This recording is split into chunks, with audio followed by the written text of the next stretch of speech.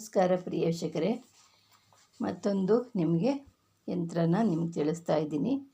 ಈಗ ನಿಮಗೊಂದು ವೀರಭದ್ರ ಯಂತ್ರನ ನಾನು ತಿಳಿಸ್ತಾ ಇದ್ದೀನಿ. ವೀರಭದ್ರ ಯಂತ್ರ ಅಂದ್ರೇ ಭಾಳ ಪವರ್ಫುಲ್ ಆದಂಥ ಯಂತ್ರ. ವೀರಭದ್ರ ಅಂದ್ರೇ ಎಲ್ಲ ಈ ಕಾರ್ಯಗಳಲ್ಲಿ ಎಲ್ಲ ಮಂತ್ರ ತಂತ್ರಗಳಲ್ಲಿ ನಡುಗಿಸುವಂಥ ವೀರಭದ್ರ. ಆ ವೀರಭದ್ರ ಯಂತ್ರನ ನಿಮಗೆ ತಿಳಿಸ್ತಾ ಇದ್ದೀನಿ. ಈ ವೀರಭದ್ರ ಯಂತ್ರನ ನೀವು ಒಂದು ಯಂತ್ರನ ತಾಮ್ರದ ರೇಖೆಯಲ್ಲಿ ಅದನ್ನು ತಗೊಳ್ಳಿ, ಶುದ್ಧಿ ಮಾಡ್ಕೊಳ್ಳಿ. ಶುದ್ಧಿ ಮಾಡಿಕೊಂಡು ಶುದ್ಧಿ ಆದ ನಂತರ ನೀವು ಒಂದು ಯಾವ ರೀತಿ ಅಂದರೆ ಒಂದು ಭಾನುವಾರ, ಒಂದು ಗುರುವಾರ, ಅಮಾವಾಸ್ಯೆ, ಹುಣ್ಣಿಮೆಯಲ್ಲಿ ಇದನ್ನು ಸಾಧನೆ ಮಾಡುವಾಗ ಈ ಯಂತ್ರನ ನೀವು ಒಂದು ತಾಮ್ರದ ರೇಖೆಯಲ್ಲಿ ಬರ್ಕೊಳ್ಳಿ. ಯಂತ್ರದಿಂದ ನೀವು ಬರ್ಕೊಂಡಾದ ನಂತರ ನಿಮಗೆ ಇದರಿಂದ ಏನು ಅನುಕೂಲ ಆಗುತ್ತಂದರೆ ಸರ್ವ ನವಗ್ರಹಗಳು ಕೂಡ ನಿಮ್ಮನ್ನು ಇವಾಗ ನಮಗೆ ನವಗ್ರಹಗಳಿಂದನೇ ನಮಗೆ ತೊಂದರೆಗಳು ಬರೋದು. ಯಾರೇ ಏನೇ ಮಾಡಬೇಕಾದ್ರೂ ನಮಗೆ ಗ್ರಹಗಳ ಕಾಟ ಹೆಂಗಿದೆ ಅಂತ ನೋಡಿಬಿಟ್ಟೆ ಜನಗಳು ನಮ್ಮ ಮೇಲೆ ಪ್ರಯೋಗ ಮಾಡೋದು. ಯಾವ ಗ್ರಹ ಯಾವ ಸ್ಥಾನದಲ್ಲಿದ್ದಾವೆ, ಇವ್ರಿಗೆ ಒಳ್ಳೇದು ಮಾಡ್ತಿದ್ಯಾ ಕೆಟ್ಟದ್ದು ಮಾಡ್ತಿದ್ಯಾ ಅಂದ್ಬಿಟ್ಟು ಆ ಗ್ರಹ ನೋಡಿಕೊಂಡೇ ನಮಗೆ ಕಲ್ಲು ಹೊಡೆಯೋದು.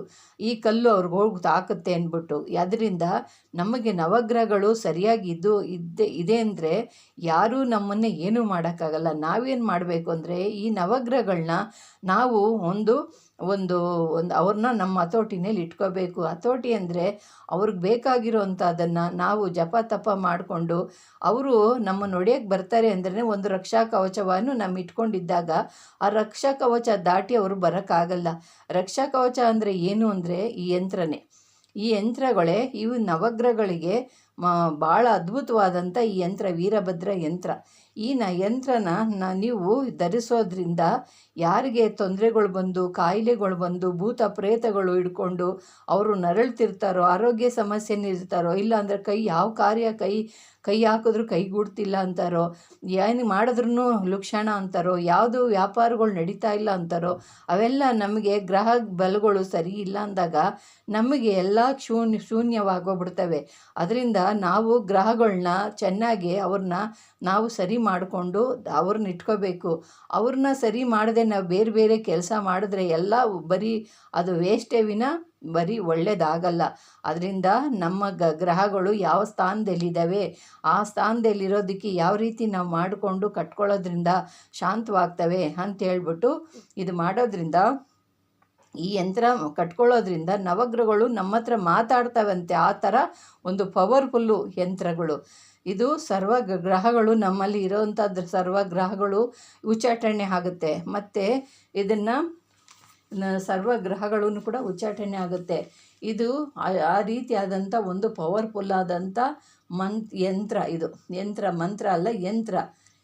ಇದನ್ನು ಮಾಡಿಬಿಟ್ಟು ಇದನ್ನು ಯಂತ್ರ ಬರೆದಾದ ನಂತರ ಇದಕ್ಕೆ ಅಷ್ಟವಿದರ್ಚನೆ ಪೂಜಿಸಿ ಆ ಯಂತ್ರನ ನೀವು ಗಾಯತ್ರಿ ಮಂತ್ರ ಹೇಳಬೇಕು.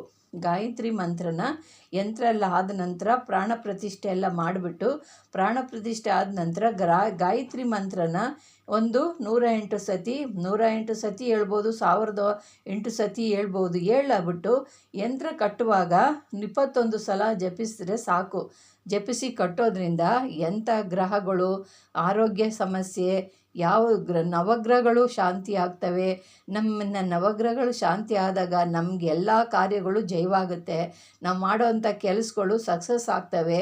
ನಾವು ಮನೆ ಮುಳ್ಳನ್ನ ಕಾಲಿನಲ್ಲಿ ಇಟ್ಕೊಂಡು ಮೇಲೆ ಔಷಧಿ ಹಾಕ್ದಂಗೆ ನವಗ್ರಹಗಳನ್ನ ನಾವು ಕೆಟ್ಟದಾಗಿರೋ ಜಾಗದಲ್ಲಿ ನಾವು ಎಷ್ಟೇ ಮಾಡಿದ್ರೂ ಕೂಡ ಅವು ಸಕ್ಸಸ್ ಆಗಲ್ಲ. ಯಾಕೆ ಅಂದರೆ ನಮಗೆ ಆ ನವಗ್ರಹಗಳು ದಾರಿ ಬಿಡಲ್ಲ.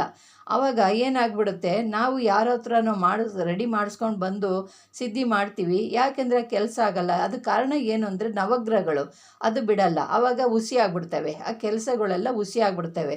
ನಾವು ಅವಾಗ ಅಲ್ಲಿ ತಿಳ್ಕೊಬೇಕು, ಎಲ್ಲಿ ನಾವು ಬೀಗ ಹಾಕಿದ್ರೆ ಎಲ್ಲಿ ಓಪನ್ ಆಗುತ್ತೆ, ಎಲ್ಲಿ ಬೀಗ ತೆಗೆದ್ರೆ ಎಲ್ಲಿ ಓಪನ್ ಆಗುತ್ತೆ ಅಂತ ನಾವು ಅದನ್ನು ತಿಳ್ಕೊಬೇಕು.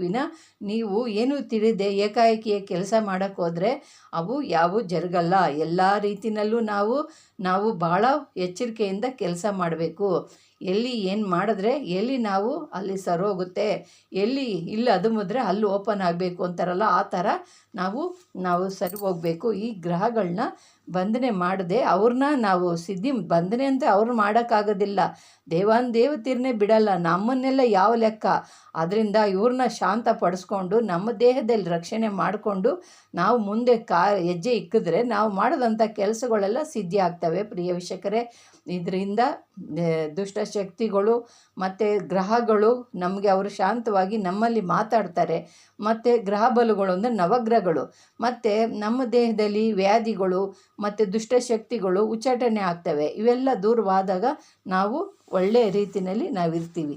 ಅಂಥದ್ದೊಂದು ಇದು ವೀರಭದ್ರ ಯಂತ್ರ. ವೀರಭದ್ರನೇ ಅಂದ್ರೇ ಸಾಕು, ನಡುಕ ಹುಟ್ಟುತ್ತೆ. ಅಂಥ ವೀರಭದ್ರನ ಯಂತ್ರ ನಿಮ್ಮಲ್ಲಿದ್ದರೆ ನೀವು ವಜ್ರಕವಚದಂತೆ ನೀವಿರ್ತೀರ. ನೀವು ಇದನ್ನು ಮಾಡ್ಕೊಳ್ಳಿ ಪ್ರಿಯ ವೀಕ್ಷಕರೇ. ಇಷ್ಟವಾದರೆ ಲೈಕ್ ಮಾಡಿ, ಶೇರ್ ಮಾಡಿ, ಸಬ್ಸ್ಕ್ರೈಬ್ ಮಾಡಿ. ನಮಸ್ಕಾರ.